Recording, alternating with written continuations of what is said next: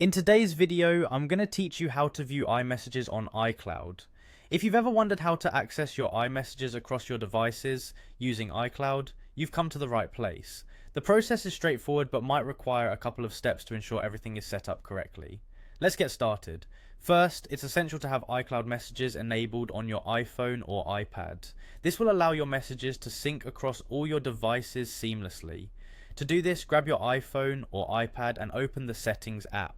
Once you are in the settings, tap on your name right at the top of the screen, which takes you to your Apple ID settings. From there, select iCloud. Now, you might see a list of apps using iCloud. You need to tap on Show All to expand this list. Scroll down until you find the option labeled Messages. Flip the switch to turn it on. Turning this on ensures your messages are stored in iCloud and not just on your device. With iCloud messages enabled, accessing your iMessages becomes incredibly convenient. Open the Messages app on any of your iCloud synced devices. This could be your iPhone, an iPad, or even a Mac. As long as your device is signed in with the same Apple ID, all your synced iMessages will appear here.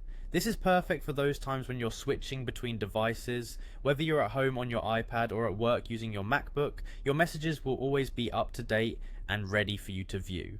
It's important to remember that while iCloud does a great job at syncing and storing your messages, you can't read your iMessages directly on iCloud.com. The service works behind the scenes to keep everything consistent across your devices, but accessing message content through a web interface isn't possible at this time. And there you have it.